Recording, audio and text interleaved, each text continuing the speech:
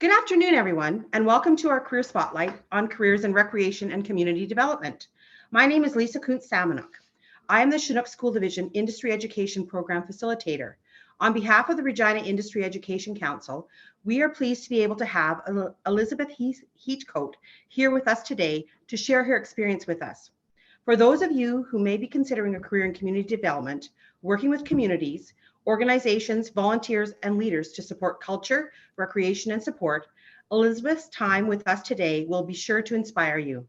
She will explain more about developing and running training programs, hosting networking meetings, and meeting with community leaders to help navigate the world of culture, recreation, and sport initiatives in southwestern Saskatchewan. Before we begin our spotlight today, I would like to remind students to take a moment following the presentation to complete the brief student survey and be entered into a draw for $50. Your feedback is important in helping us to arrange future spotlights.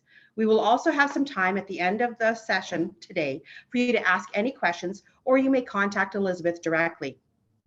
For those of you who are just joining us, we are pleased to have Elizabeth Heatcoat with us here today.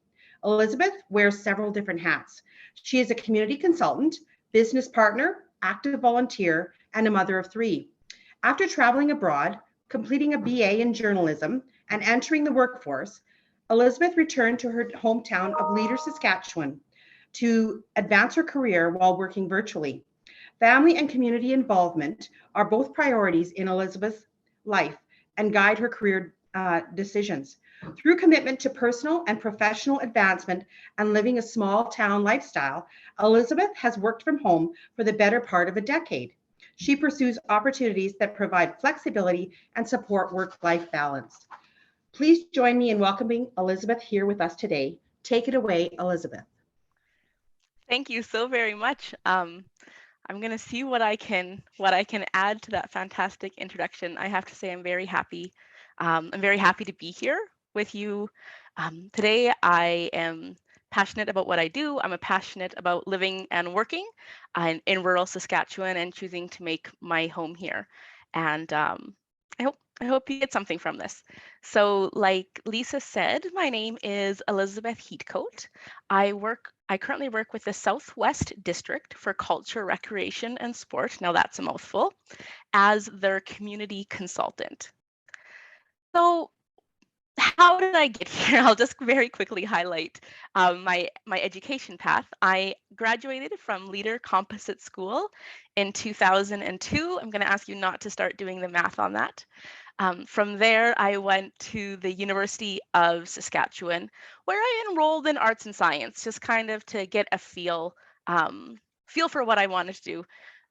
I'm the daughter of a teacher, and my mom said, I don't care what you do or where you go, but you're leaving town. So to the University of Saskatchewan, I went. From there, I spoke with a few different career counselors and such, and I started putting my sights on the journalism degree at the University of Regina. But first, I had to take a little bit of a detour, and I moved to the United Kingdom. And I lived in Edinburgh, Scotland for a while and did the working gig jobs, backpacking, traveling Europe, hopping on planes for the weekend, and really just loving life there. And I think I look back on that time and I include it in my education because it was a huge part of growing up and further identifying who I was, what I wanted to do, and what I wanted to do, and most importantly, what I wanted to do with my life. So come back from from United Kingdom, I had to go back to University of Saskatchewan to finish a few requirements to finish my application to the University of Regina School of Journalism. In 2006, I was successfully accepted to that program and convocated in 2008. So that's a little bit of my education journey. So what does a community consultant do? I think the most important work I do as a community consultant, particularly with the Southwest District, is meeting with organizations and their leaders. So by leaders, I mean like the volunteers, the people that are on the ground in their community that are doing the amazing work of delivering programs. Through these meetings, working with people, we help them identify potential funding opportunities so that they can advance their programs. We also suggest programs, partnerships, and other such things that might be a good fit. And talking with those communities and figuring out what we need, we look for ways that we can offer both accessible and accessible and affordable training opportunities for those people. And now, more than ever, we are working with community volunteers throughout our whole district that are navigating new ways of programming and striving to re-engage, so reconnect with their participants, the youth in the community, their volunteers, just really get the community back engaged and working together. So a big part of my work, is community-based meetings. And these meetings, they're a great opportunity for organizations to connect, meet with each other, and have real conversations about what is working and what isn't working in their communities. And through these discussions, we break down silos. So break down walls, maybe find ways to get organizations working together, share solutions with each other, and often look at challenges and successes with a fresh set of eyes. So the Southwest District is one of 7 districts in the province. The region I work with is pretty much kind of along the South Saskatchewan River. You might have to look at a map. We go up to Pence, Holdfast, Crake, Dilk, kind of there. From Pence, we go straight down to the American border. So it's quite a large district. And then there's 7 other districts doing similar work throughout the province. Pre-COVID, and now that we're back on the road, we are getting to be back on the road this year. This is one of my favorite parts of my job. So we head out into different communities for things like gatherings and community engagement, we called it. So we do a cultural gathering in the fall, a recreation gathering in the spring, and year round, I'm meeting with recreation practitioners. And these gatherings, they're probably like the biggest events that I plan. This would be close to event planning. I'm coordinating speakers, I'm identifying topics, booking the facilities, working with partners. Really, that's a big event planning part of my position. Community engagement is reaching out to communities, finding contacts I know, saying, hey, who can we all get to the same table to have a conversation? So we can do like what I talked about in that last slide and talk about what's happening in your community and really how can we find ways to improve what's going on. We also offer workshops and training. So very often when I'm working with communities, I will hear someone say, like, we have to apply for grants. So grants are when you write a proposal and you submit it to a funding agency, hoping that they will fund a program that you're doing. And it's something that nonprofits, a lot of nonprofits access to deliver their programs. But it's a challenge sometimes for people to write those grant proposals. Sometimes there's research that needs to go into them. There's budgeting that needs to go into them. So hearing that, our district has put together a grant writing workshop. So I also get to travel to communities, meeting with them and helping them learn how to better write grant applications. That's one kind of example of the training we do. Another thing that we might hear is, organizations telling that their volunteers are they're just tired. So in the past, I've had the pleasure of working with different speakers to present on topics such as this, where we get together, they provide some advice. There's lots of great discussion, a lot of good problem solving. So alleviating volunteer fatigue is an example of a workshop that I've been able to take to communities in the past, and just really try to help them figure out how to, like I said, re-engage their volunteers and help them find ways to do things that they don't feel so tired. We also do a lot of information sharing. We do that both from our desks and on the road. But I like to think of us as a bit of a hub sometimes. In my position, I'm a bit of a hub. And there's lots of provincial rec organizations, provincial cultural organizations, provincial sports organizations. And there's all this information floating around there. And I kind of keep my eye on a good chunk of it and see how, by keeping in touch with communities, figuring out kind of the things that they're interested in, and being that hub of information and resources to help all of those provincial organizations get to the communities and volunteers that they're trying to reach as well. So absolutely, being on the road is probably my favorite part of the job. I love getting out, meeting people, talking to people, and just having a lot of fun. Obviously, there is office work as well. Now, so working virtually is something that I've been doing for about 10 years. I did this before COVID, before it was like the trendy thing to do. And so I've worked from a home office for a very long time. And that's something that I have decided is a priority in my life. It does come with some balance. It does come with some, really focus on kind of keeping a work-life balance. But what are some things I do in the office? So we have to plan our years. We do operations planning. As a nonprofit, I have to do reporting. So when I go and do those community visits, I kind of have to come back and write a report and say what I did, what we learned, and figure out where that information is all going. There's data management I have to do, and then just planning, seeing where different pieces fall together. The last couple of years there's been a lot of desk work the past couple of years.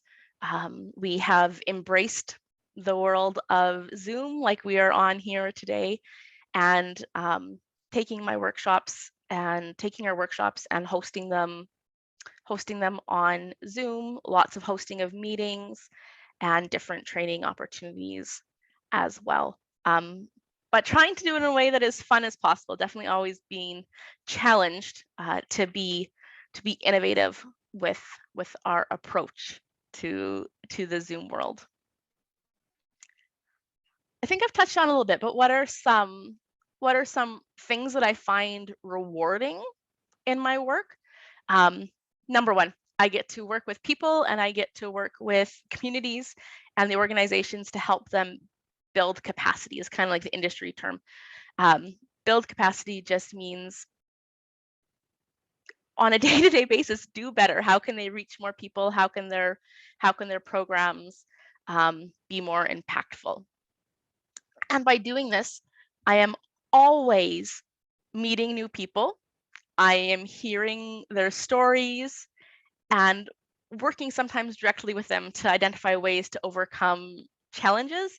And I think just as importantly, I get the pleasure of celebrating wins. And also with this type of work, a bonus for me is that I get to work from home. I have very flexible hours, which Lisa mentioned that I'm a mom of 3 kids. My husband and I own a business together. I volunteer.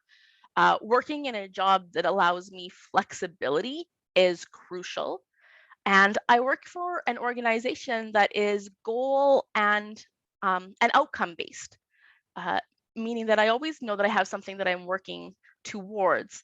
And my job isn't just tied to how much hours I work, it's tied to what I can accomplish with my work. So challenges and stressors, there definitely are some.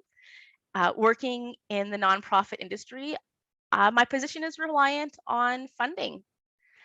So that means that sometimes it doesn't matter how hard I worked, how many communities I connected with, how many organizations I've been in touch with, funding can be cut. And that would be essentially my job, and I'd be on a job hunt again. And it is something that happened to me, but it was okay. It was an opportunity. It was a shift gears. It was a bit of a shock, but it is one of the realities of working in the nonprofit industry.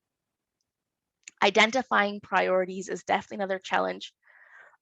When you're out there and you're meeting so many people and you're talking about so many different things and you're working as that hub, really sitting down and deciding what is important, what is meeting the goals and objectives of our organization, and sometimes just setting that other work aside, because it is very possible when you're working for a nonprofit to just keep going, just keep going, just keep going. And you can only sustain that for so long. So really identifying priorities and deciding where, what, when, and how you want to work. And for me, a very personal challenge is the reporting and data entry. I'm a get out of my desk, go out, meet people kind of person. So to have to come back and sit at my computer and type stuff in and do different pieces of data entry is a real challenge for me, but it can all be fun, right? So people that choose to work in the nonprofit world, you don't do it for the salary usually. It's a good salary. It's an acceptable salary. I'm quite happy with it. But I would say the range for the type of work that I'm doing is about $25 to $30 an hour. And I might be off base on what that range is, because I'm thankfully at a point in my life where the wage isn't the number one thing that I look at in a job. This does come with a matching pension. I have dental benefits, prescription benefits, other health benefits like optometry, massage, chiro. And then my organization actually has a discretionary allowance built in. So that discretionary allowance means like this little pool of money where things that might not be covered by my health plan, I can choose, if it's health related, I can choose. So I feel like I have a very generous benefit plan where I work. In this particular organization, depending on my years of employment, I would have 3 to 5 weeks of holidays, and there's not much that we can do over Christmas break, so we kind of take it off. And I also have the flex. I talked about those flexible hours. I was able to choose if I wanted to work between 30 to 35 hours a week. So I was able to choose how much I wanted to work to help reach that work-life balance. Another important piece of employment is professional development. Now, I'm lucky. I get to decide what my professional development is. I make that plan with my executive director, and we choose my professional development based upon my goals and the organization goals. So I'm usually very highly motivated to complete my professional development activities for the year. One of the things that I have worked on in the past, for example, is facilitator training. So when I'm having these meetings with communities, how can I best work with them and connect with them to draw responses and feedback out from all the participants? I also have fantastic support in my organization. It's maybe not to the depth. I don't have a union or anything like that. My organization contracts IT and is very generous about our access to them. Is something, because I depend a lot on IT working from home. So being able to connect with someone like fairly easily and have them take over my computer and just deal with that for me is a fantastic benefit.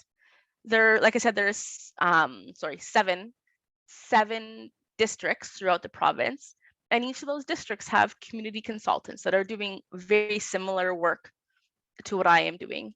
And once a month, we all get on a Zoom and just kind of talk about the projects and things that we're working on. Same deal.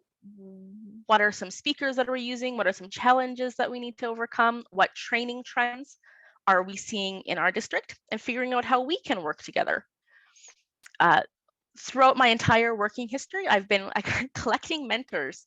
So people that I've worked with that have made an impact impact on me, I very purposefully stay in touch with them and let them know that they're in my life as a mentor, and I want to keep their contact details. And very regularly will reach out to them with questions or concerns that I might have.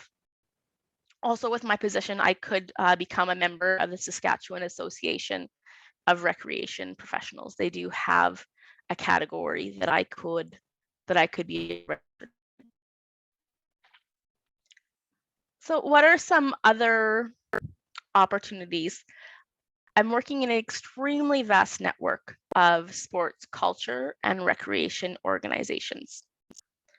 And as a community consultant, I always look at transferable skills, and whatever job I have, where I've come from, where I'm going, what are the transferable skills that I have? So to highlight a few from this position in particular, community outreach, relationship building, communications, a different type of communications than my journalism background for sure, and facilitation services. So those would be kind of 5 key transferable skills that I believe I've identified. And it's taking those skills, and if I wanted to move somewhere else in the network, really looking at job positions and how those apply. But like I said, extremely vast network of sports, culture, and recreation organizations.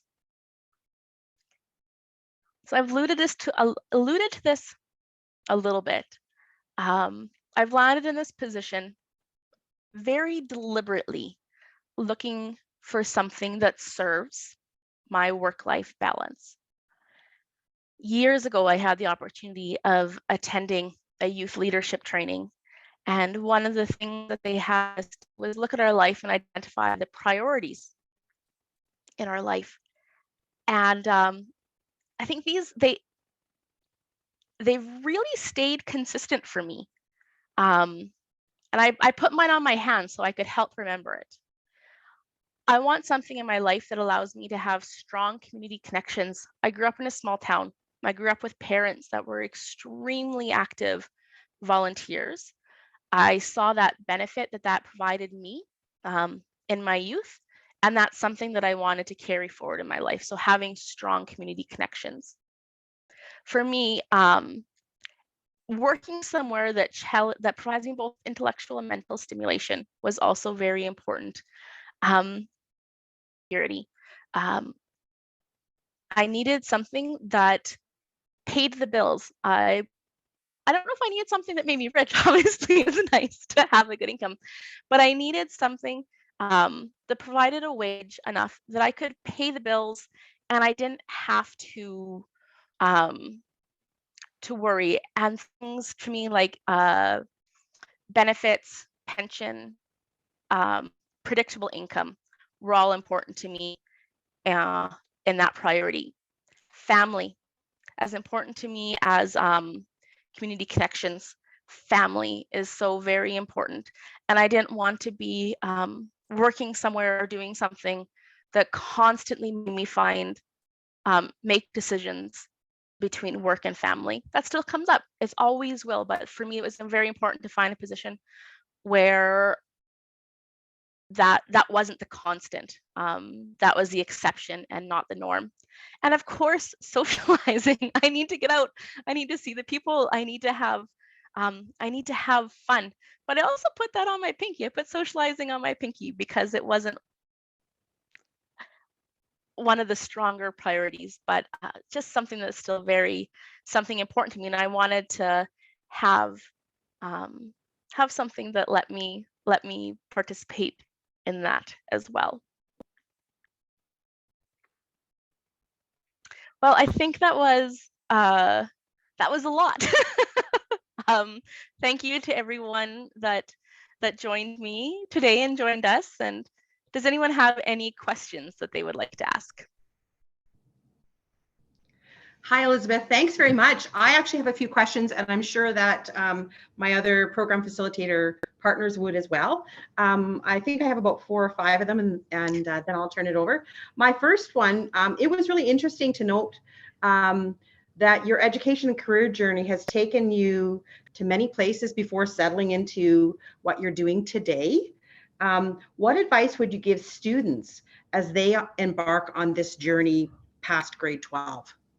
Oh, to be open to possibility is that. And by being open to possibility, I mean, I've applied for jobs that said I needed to have a degree in business. I didn't graduate with a degree in business. I graduated with a degree in journalism. But through my degree in journalism, I covered the business beat for quite a long period of time. I regularly worked with businesses through previous jobs that I've had. I had a lot of kind of budgeting and administrative work that I had to do as well. And so I looked at that job description. I said, okay, they want a business degree. What parts of the business degree are they looking for? And what transferable skills do I have from my journalism degree and my experience working as a journalist that I can sell them on? And guess what? The ability to communicate, the ability to make connections, the ability to build a budget were all transferable skills that were as important as what they thought they were getting by hiring someone with a business degree. Yeah, Did that answer your question, Lisa? Yes, it does. It does. And actually, I was going to mention before, I appreciate the fact that you mentioned the importance of transferable skills and mentors, because it's very important for students to recognize that in their career journey. And transferable skills aren't something people often consider. It is something we're starting to teach more in high schools about in engagement and in connecting kids to what they're learning. So I'm glad that you referenced that. My second question is, how did you go from journalism to community development? You had lots of transferable skills, but how'd you get to community development from a degree in journalism? Okay, so when I convocated from journalism school, I was applying for jobs across the country, and I picked Swift Current. I actually worked with the Prairie Post in Swift Current. Oh, yeah. It was good. And I loved working there. I loved working with the city, or not, working in the city, not with the city. I loved working in the city. I loved working in Southwest Saskatchewan. I loved that feeling of being back closer to home. right. The reality is, journalism is not a high-paying job.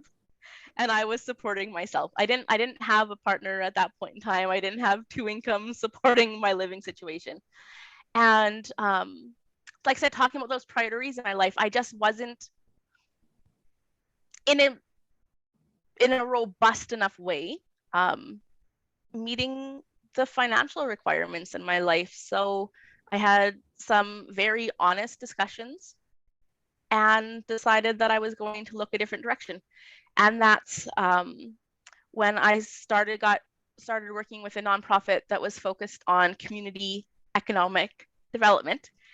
And sadly, that was a program that I referenced a job that I lost on budget day. I remember this quite clearly. I was driving in my car down the highway, and I was listening to budget day coverage. And I heard that the funding for the program I was working for had been cut. And I phoned my boss. I pulled over and I phoned my boss and I said, I just lost my job, didn't I? So we had enough kind of budget to wrap that up, and then it was on the hunt again. But I discovered I really liked working in the nonprofit world. I really liked the missions and objectives that the nonprofit world seeks. So from there, I actually worked with Great Plains College in Swift Current. I worked with them in communications. And my husband and I decided to move to Leader. So it was very important that I found a job that I could do anywhere again. And my neighbor actually came across the street with a newspaper and he said, I just saw this ad for this job. And I think it's something, it sounded like you. And I read it, and it definitely sounded like me. And I had to go through it, and I wasn't the skill set they were necessarily looking for. I didn't have a recreation background, right? So I had to say, okay, this is what I've done. This is where I've been. These are the skills that I've acquired, and had a very honest discussion with them about what my priorities were. And just kind of at this point in time, I was thankfully to the point in my life where I could vet an organization a little bit, and really settle on something that I felt was a good fit for me. Awesome.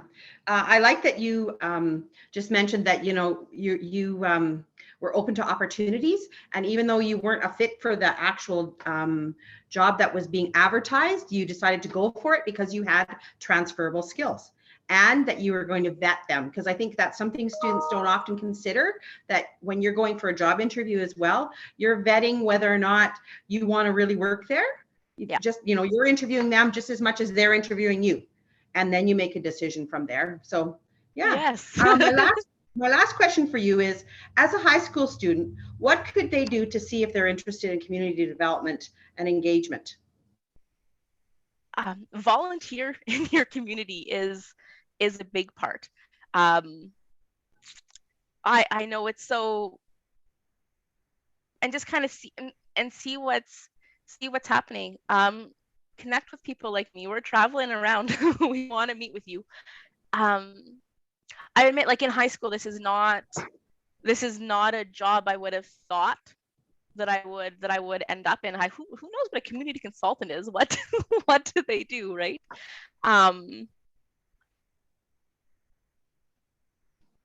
Yeah, I don't know if I'm doing a good job of answering your question, Lisa. No, volunteer I think is a good thing. I think that's, and community development isn't something kids necessarily think about, and there's not a specific training that you would go to take. You have, again, the transferable skills, and you take a variety of different kinds of training to settle on something like that.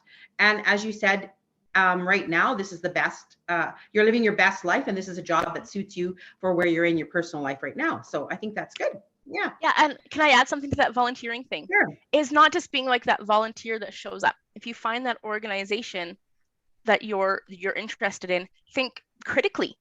Or do you have an interest in thinking critically about how you can make something better, build connections, that sort of thing? Good. Anyone else have any questions?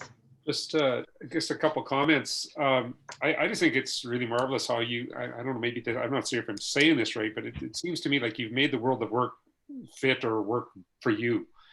I think sometimes a lot of young people go to the workforce and they just have to fit into a certain part of the workforce, and they have to kind of make it work. It seems like you've taken a different approach. Like it's like you've made it work for you, and you've been successful with that. And I think a big part of what you said was, and it's something that struck me, was somebody, as a young worker, that life-work balance is some people just don't ever get that. They just don't ever quite seek that out. And I think you made that clear that that's important to you. I think these aren't questions; these are just more comments. I commend you on that. And I'm gonna add a comment to that, right? It's something that has to be revisited every once in a while. I do. It's not all roses and sunshine, right? Like I feel like that balance is exploding, for lack of a better word, and it's coming back to, and that's why I attach those priorities to my hand. And I'll actually sometimes look at my hand and say, am I meeting these? Is this which piece isn't being met? And it's a very, very deliberate approach. And I'm lucky. I have had some fantastic employers that have taught me to think about life that way, and have supported a work-life balance as well. it makes a lot of sense because life is fluid, right? It's Mhm. you know, you've got kids now or a child. So that, Sweet, they're busy. that's a game changer, right? Like the life work balance when you're single or don't have children is different than it is when you have a family, and it changes, right? So It does. It does. I don't go on holiday nearly as often. no, you have to reevaluate, right? I get it. I get it. Yeah. No, well done. Good job. Thank you. Yeah, and I just wanted to add to Kevin's too. I don't really have a question for you, Elizabeth. You've done an awesome job explaining this, but I think students need to hear, sometimes that path is, sometimes it can be unknown. But in the end, like I said, if they strive, they'll get to that stage where they can maybe find that balance as well too. And I also appreciated when you mentioned about volunteerism. Students don't realize that scholarships and a lot of awards are based on community involvement. And sometimes we just don't see our students doing enough of that. And I think that's so important to reiterate. And you've done that very well. So thank you so much. And I'll add, scholarship applications and grant applications aren't so different. There's, the budget piece might not be in the scholarship application. And I think I went back to this education slide and I picked those swirly arrows for a reason, because there was nothing. There's been no straight path about my life. And I don't think we do anyone any favors by pretending like there is. Well said, well said. So Elizabeth, on behalf of the Regina Industry Education Council and Chinook School Division, I'd like to thank you for your presentation here today. Your 5-finger point reference to finding balance is an awesome reference for students as they begin to make some decisions about what they want to do with their future. It's obvious to me and to others that you're doing what you love and you're living your best life. The Southwest is very fortunate to have you working in the area that you are on community development and engagement. And I can see that as the years go by and your kids grow up and things go on, that you will continue to live your best life, and your career path is going to continue to have those squirrely lines, and who knows where you'll land in the next one. So thanks very much. You're right. And thank you for filling up my bucket. Thank you so much. Thanks. I will scooch